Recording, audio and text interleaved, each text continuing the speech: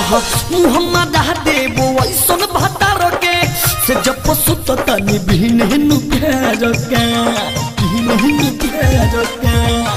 मुहम्मद देबो ऐसन भतार के से जब सुत तनी भिन नुकेर के कबू भेटल कदाबेला गुला से रे रसगोरे नहीं देला रसगुल्ला से रे सोया जरा नानी लोलेला चूल्हा से रे रसगोरे नहीं देला रसगुल्ला से रे सोया जरा नानी लोलेला चूल्हा से रे रसगोरे नहीं देला रसगुल्ला से रे गुल्ला से रे म्यूजिक बाय मोहन यादव सोया जरा नानी लोलेला सावनी कोडिंग स्टूडियो रसगोरे नहीं देला रसगुल्ला से रे सोया जरा नानी लोलेला चूल्हा से रे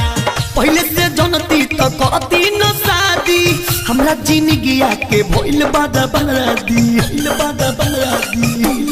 पहले से जनती तो करती न शादी हमरा जिंदगिया के भइल बादा बरादी सबे हाथ में धरबल बामुला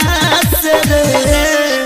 रसगोरे नहीं देला रसगुल्ला से रे सोया जरा नानी लोलेला चूल्हा से रे रसगोरे नहीं देला रसगुल्ला से रे सोया जरा नानी लोलेला चूल्हा से रे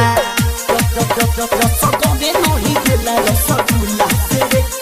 गुल्ला से रे म्यूजिक बाय मोहन यादव सोया जरा नानी लोलेला रसगोरे नहीं देला रसगुल्ला से रे सोया जरा नानी लोलेला चूल्हा से रे कबू ना खोल के देखेला के मारी एले तोनी कर रहे छोट के खेसारी कबू ना खोल के देखेला के मारी एले तोनी कर रहे छोट के खेसारी साहिल अनमोल विवेक बारे उल्हा से रे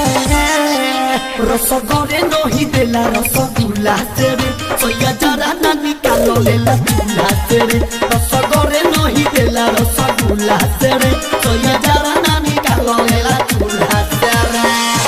अरे माय डे सावनी कोडिंग स्टूडियो लाल बेगिया।